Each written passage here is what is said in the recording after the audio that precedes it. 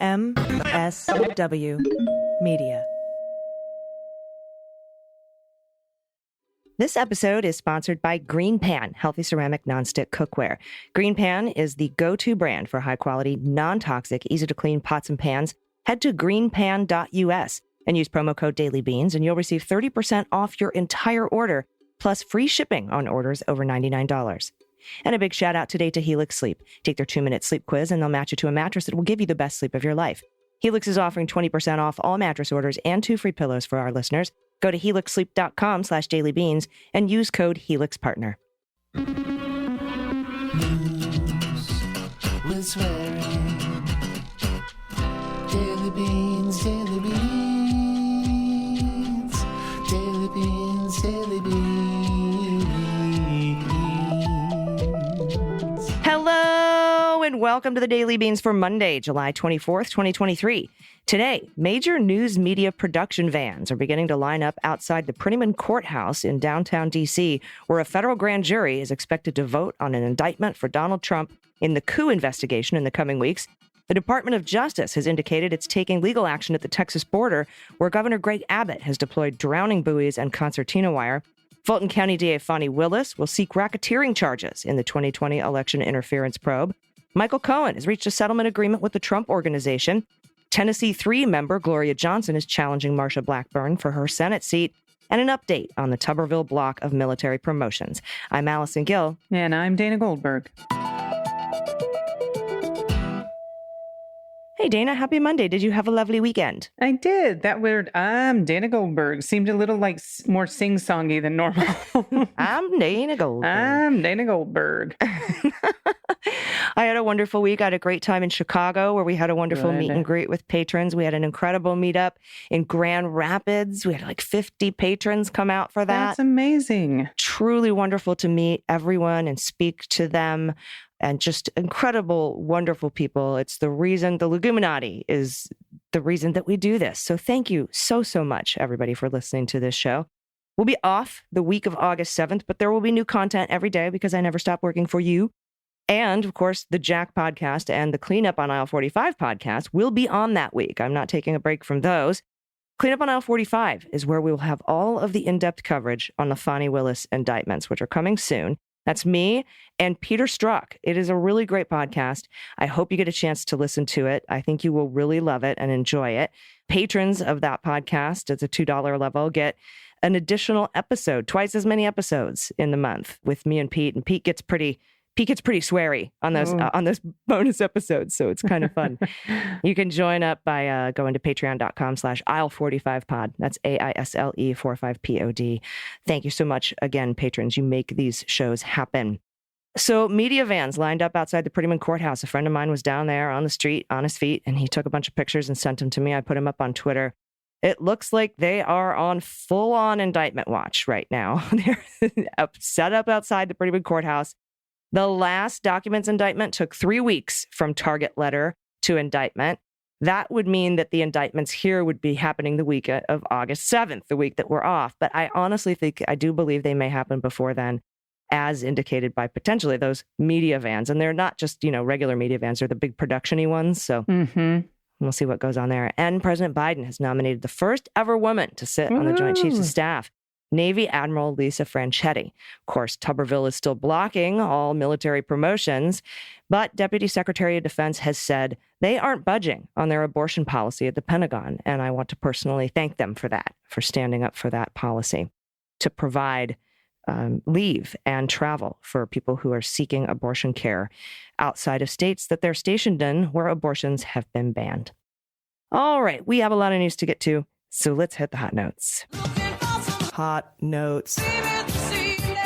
All right, first up from my friend Hugo Lowell at The Guardian. The Fulton County District Attorney investigating Trump's efforts to overturn the 2020 election results in the state of Georgia has developed evidence to charge a sprawling racketeering indictment under RICO laws next month, according to 2 people briefed on the matter. Those, of course, are Georgia state RICO laws, not federal RICO laws. Which makes me happy because that means he can't get pardoned for them. Correct. The racketeering statute in Georgia requires prosecutors to show the existence of an enterprise and a pattern of racketeering activity that is predicated on at least 2 qualifying crimes. I think we can probably come up with 2 qualifying crimes in the coup. In the Trump investigation, the Fulton County District Attorney Fani Willis has evidence to pursue a racketeering indictment predicated on statutes relating to influencing witnesses and computer trespass. Willis has previously said she was weighing racketeering charges, but the new details about the direction and scope of the case come as prosecutors are expected to seek indictments starting in the first 2 weeks of August. The racketeering statute in Georgia is a more expansive statute than its federal counterpart, notably because any attempts to solicit or coerce the qualifying crimes can be included as predicate acts of racketeering activity, even when those crimes cannot be indicted separately. Ooh. The specific evidence was not clear, though the charge regarding influencing witnesses could conclude Trump's conversations with Secretary of State Brad Raffensperger, in which he asked Raffensperger to find 11,780 votes. That's just one more than we need. The people said this, and thereby implicating Trump. For the computer trespass charge, where prosecutors would have to show the defendants used a computer network without authority to interfere with the program or data, that would include the breach of voting machines in Coffee County, according to the 2 people familiar. The breach of voting machines involved a group of Trump operatives paid for by Sidney Powell, accessing the voting machines at the county's election office and copying sensitive voting system data. The copied data from the Dominion voting system machines, which are used statewide in Georgia, was then uploaded to a password-protected site from where election deniers could download the materials as part of a misguided effort to prove the 2020 election had been rigged, including the Pillow Man, by the way, who just sold off everything, including probably his mother's ashes. Though Coffee County is outside the usual jurisdiction of the Fulton County District Attorney's Office, the racketeering statute allows prosecutors to also charge what the Trump operatives did there by showing it was all aimed toward the goal of corruptly keeping Trump in office. Charges stemming from the Trump investigation are expected to come between the final week of July, which is where we are now, and the first 2 weeks of August. I think it's actually the first 3 weeks, but The Guardian is reporting the first 2 weeks after Willis told her team to shift to remote work during that period because of security concerns. So lots going on. We've got the 2024 dance card for Donald Trump's crimes is filling up pretty quickly. And very quickly. And we've seen how he dances, so it's going to be ugly. That's all I have to say. Yes, please no dancing on the dance Please no cards. dancing. My goodness. This one's from Kara Scannell at CNN. It seems Michael Cohen reached a settlement with the Trump Organization in the dispute over nearly $1 million in unpaid legal bills, averting a civil trial set for Monday. During a court hearing Friday, lawyers for Cohen and the Trump Organization announced they reached the settlement and said the terms were confidential. Cohen sued the Trump Organization in 2019, alleging that he had agreements, both written and oral, that his legal bills would be paid in connection to numerous investigations, but the real estate business stopped funding those bills when he split from Trump and began cooperating against them. The Trump Organization said it covered Cohen's legitimate bills, saying he is not indemnified for voluntary cooperation he gave following his guilty plea for lying to Congress, campaign finance violations, or other crimes. And this is a quote, here, plaintiff's involvement arose and occurred because of his own initiative and his own predicament resulting from his own misconduct and was undertaken for his own purposes. That's the Trump lawyer, by the way. That's what they wrote in the court filings. Went on to say, these actions, the crimes and the cooperation, defeated the purpose of and thus effectively terminated any oral agreement that might have existed for indemnification. That's from the Trump attorneys. Jurors were selected and sworn in this week. Opening statements were set for Monday, and the trial, which was expected to include testimony from Cohen and Donald Trump Jr., but not from the former president, was expected to last about a week. Cohen told CNN, and I quote, "This matter has been resolved in a manner satisfactory to all parties." Hunter Winstead, who's a lawyer for Cohen, said, "Our understanding is a recitation of the terms openly would not be consistent with the parties' agreement." CNN has reached out to the Trump Organization. And Winstead said to the judge, and I quote, "We'll take this off your docket. I know you'll be heartbroken." Gotta love a lawyer with a good sense of humor. Finally, funny lawyer. Yeah, seriously. Judge Joel Cohen retorted, "I'll be neither heartbroken or heartwarmed. Our job is to resolve disputes. That's good enough for me." So the judge kept the straight face, but I have a feeling they were like, thank the fucking baby Jesus. Okay, just pray to the small, tiny baby Jesus for a moment. Thank you so much. We don't have to have Don Jr. in my courtroom. Oh, right. Oh, my God. All right, next up from Greg Sargent at the Washington Post. He says, one of the more pernicious developments in our politics is the effort by red state governors to assert outsized power over immigration in their states in ways designed to appeal to national right-wing audiences. For instance, the state of Texas recently placed a large barrier in the Rio Grande, supposedly to keep migrants out, but actually just to send a message to Fox News viewers that the state is securing the border where President Biden allegedly refused to do so. But now the Justice Department has sent a letter to Texas Governor Greg Abbott, and it only took Merrick Garland 24 hours to do this, notifying him that the department will sue them over the barrier if Texas does not commit to removing it by today, this afternoon. Quote, the state of Texas's actions violate federal law, raise humanitarian concerns, present serious risk to public safety and the environment, and may interfere with the federal government's ability to carry out its official duties. The border is our fucking job, Texas. Take a seat. I added that last part. Many of Texas's moves on immigration seem deliberately provocative.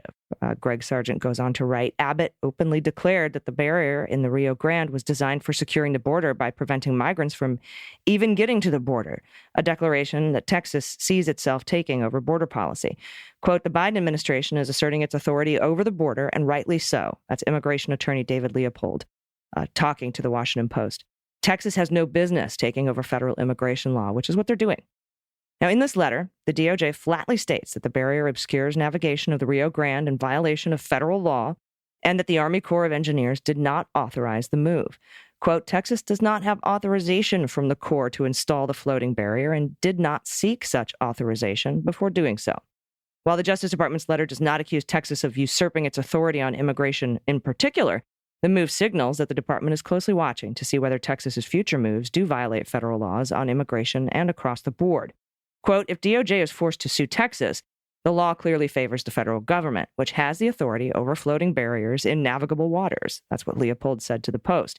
My prediction is the federal judge will order Texas to remove the barriers.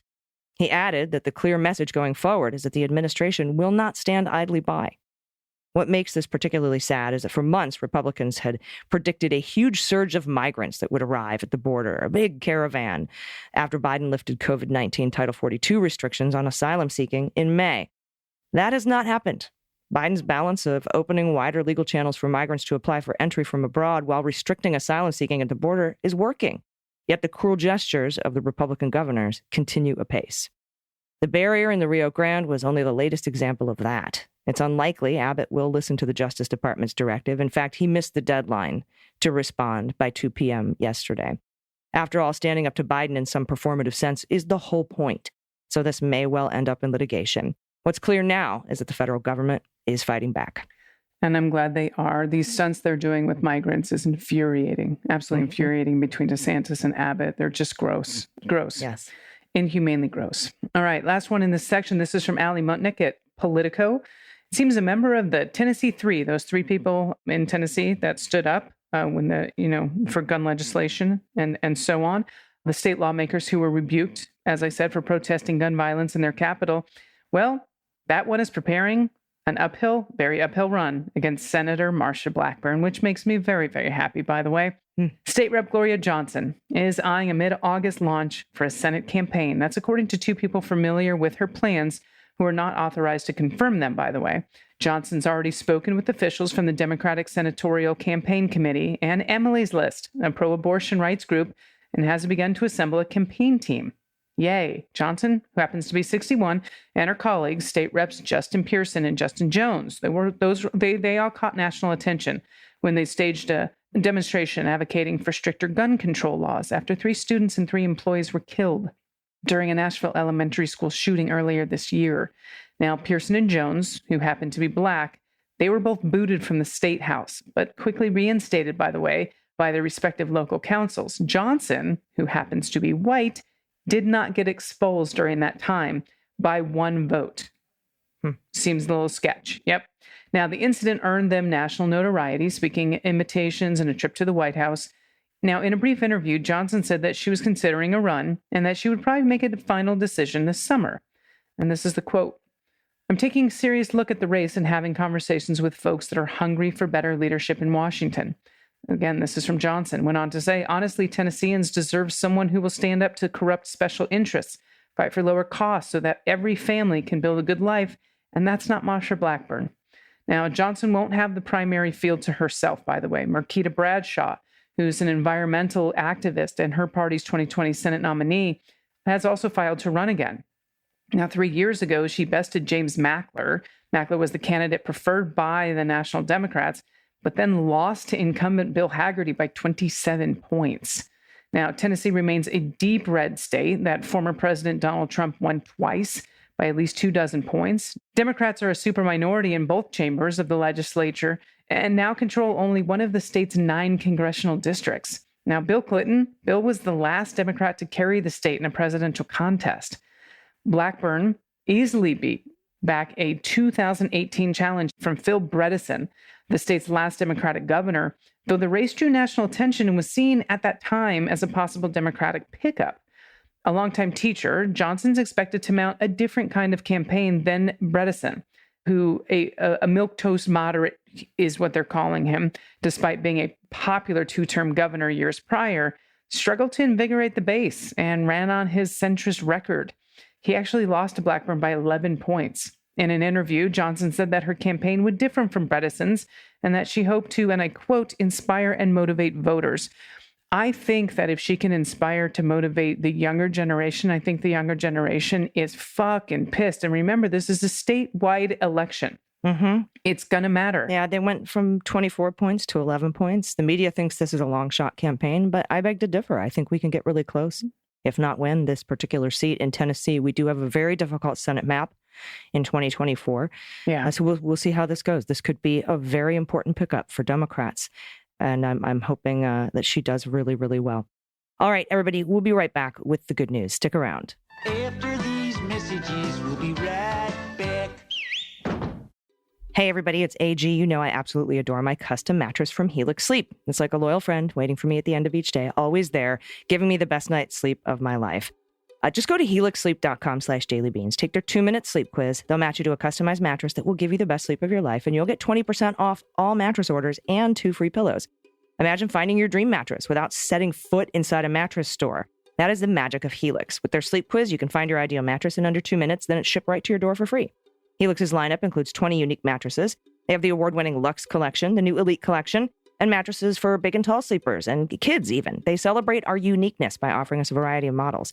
When I took the quiz, I was matched with the Helix Midnight. I'm a side sleeper, and I like a medium firm bed, so it's perfect for me. And because Helix understands there's no better test than sleeping on a mattress in your own home, they offer a generous 100-night trial and a 10 or 15-year warranty depending on the model, so why wait? Get your perfect sleep with Helix. Helix is offering 20% off all mattress orders and 2 free pillows for our listeners. Go to helixsleep.com/dailybeans and use code HelixPartner. This is their best offer yet, and it won't last long. With Helix, better sleep starts now. And you know I've always been conscious about my health. I've never considered how much my cookware affected how healthy my food was. Then, while fighting to scrape off some stubborn food stuck on an old pan, it hit me. I needed something better. Enter Green Pan, the world leader in ceramic nonstick cookware, boasting a hefty portfolio of over 150 patents. I adore my Green Pan collection, not just for health reasons, but for its aesthetics. They're beautiful. They brighten up my kitchen with their vibrant colors. They perform even better than they look. My favorite stir-fry recipe was suddenly 10 times easier to make. I am an instant fan of Green Pan. Green Pan's journey began in 2007 when their founders discovered that the plastic coating typically found on traditional nonstick pans could turn toxic when heated. This disturbing reality drove them to create a PFAS-free alternative that's genuinely toxin-free. Switching to ceramic isn't just a trendy choice, it holds real benefits. Ceramic cookware doesn't emit fumes, it ensures even heat distribution, and even makes cleanup easy. And better still, it allows you to cook with less oil or butter for healthier meals. And Green Pan doesn't stop at pans. They also offer an assortment of kitchen appliances, from slow cookers to waffle makers, alongside bakeware and elite cutlery to fully equip your kitchen. Plus, their 60-day return policy, 60 days, ensures you're entirely comfortable with your decision. So toss those plastic pans and upgrade your cookware with Green Pan. Head to greenpan.us and use promo code DailyBeans, and you'll receive 30% off your entire order, plus free shipping on orders over $99. That's right. Whether you buy one pan or a whole set, that's 30% off. So head to greenpan.us and make sure you use our promo code DailyBeans to let them know we sent you. Everybody, welcome back. It's time for the good news. Who likes good news, everyone? Then good news, everyone.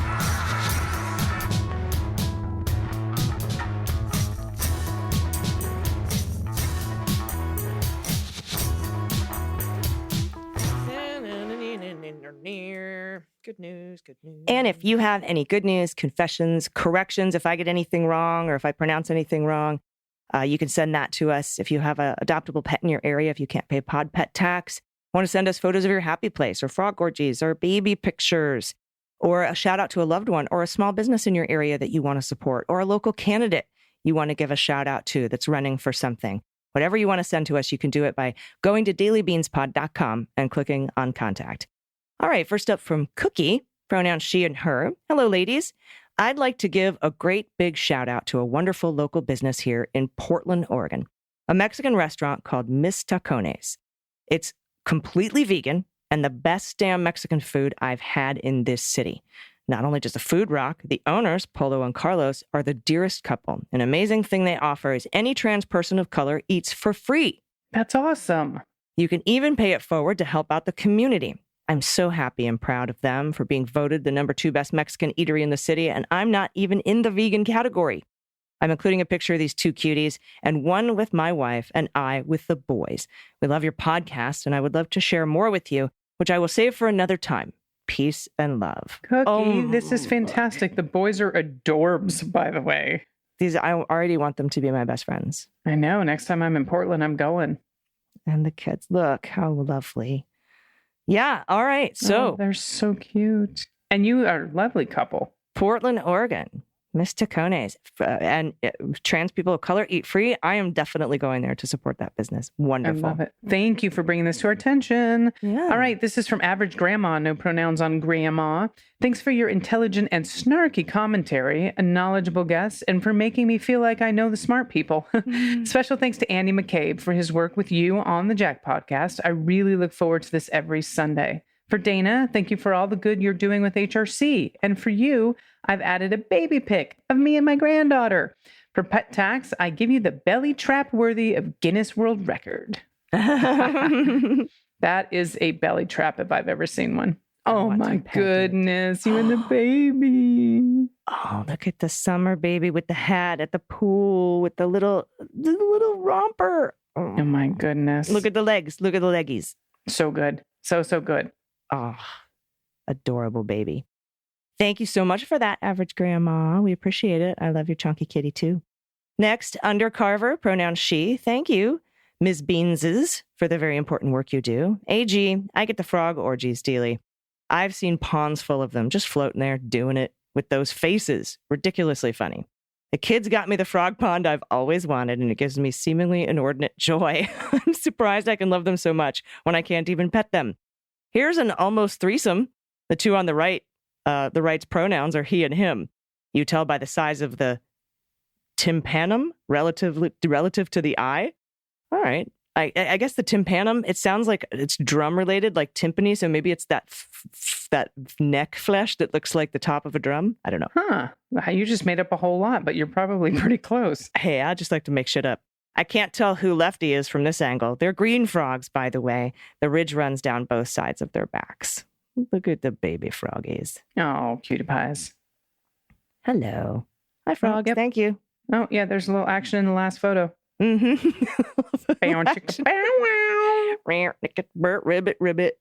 I'm into it. So good. All right. This is from S, pronoun she and her. Thanks so much for all you do. Just wanted to say hello to both of you. Dana, you might remember me as one of the divas of diversity. Blast from the past. But since hanging up my diva hat, I've become a grandma and a dog mom. We call my grandson Baby Bean. He's 5 months now, born on my parents' 65th wedding anniversary. Here's a baby Beano pic and a puppy pic of Uncle Mojo. Thanks again for the breath of fresh air in this effed up world. And look at the baby leaning on him like just chilling here, just chilling in my hand. And I know it's not intentional, but yep, just chilling here. And that fucking dog is adorable. I know. That's a Muppet right there. It's so good. Those eyes. Look at those soulful eyes on that pup. That dog is so in much places. So much personality in both of these photos, by the way. Yeah. It is Frog Orgy Baby Picture Day. We have a theme. We've already got a theme established. Next up from Ashley, pronouns she and her. I guess I'll throw my Tucker into the What the Mutt game.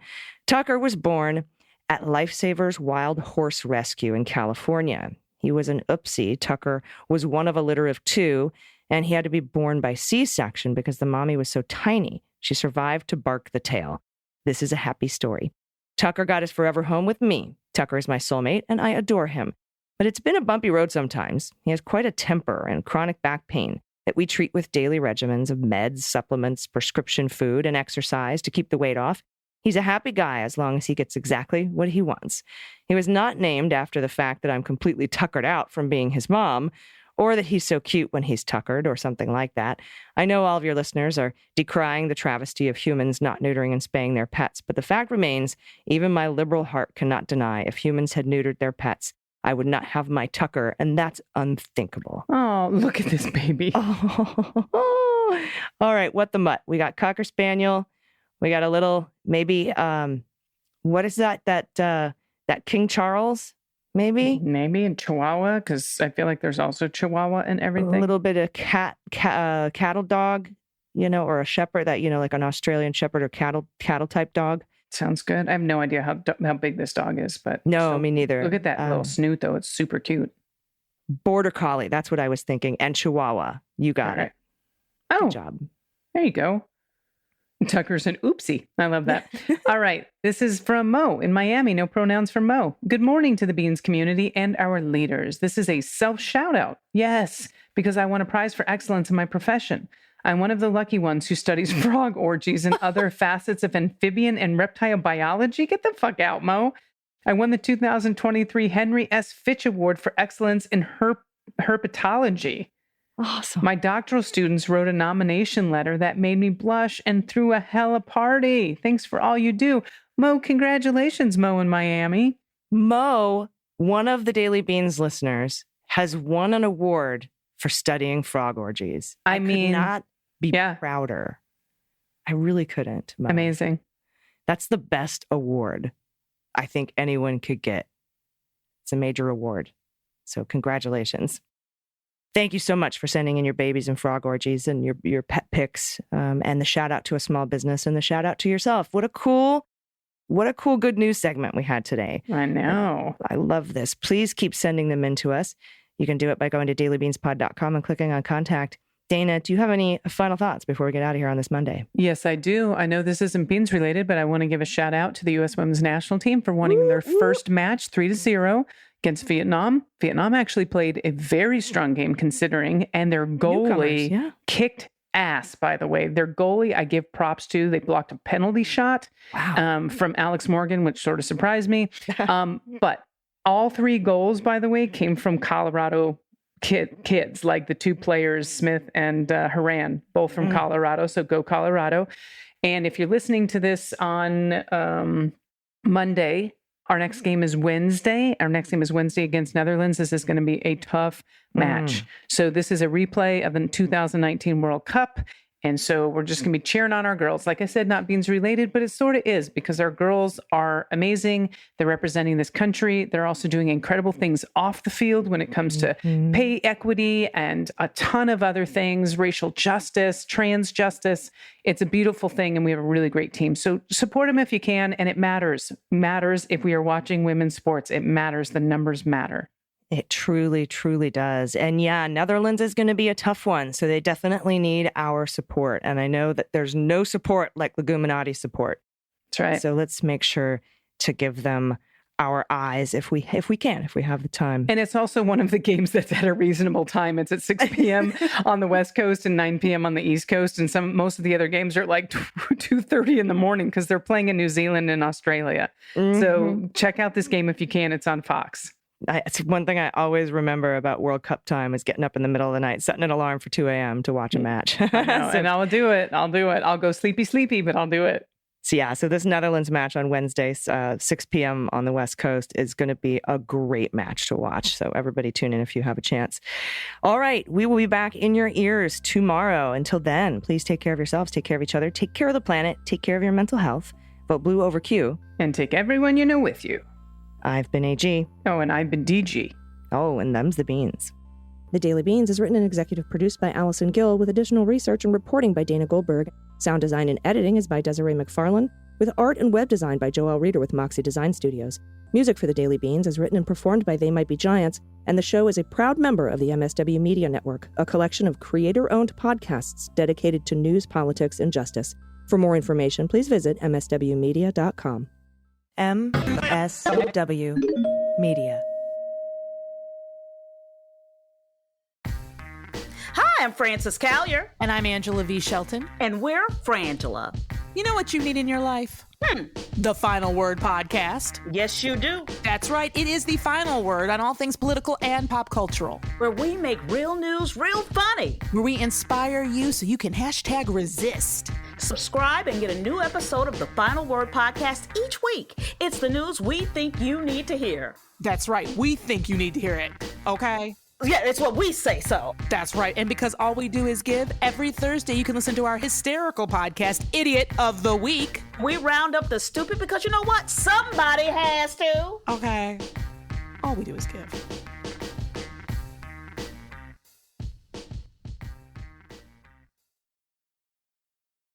Hi, I'm Harry Littman, host of Talking Feds, a roundtable that brings together prominent figures from government law and journalism for a dynamic discussion of the most important topics of the day.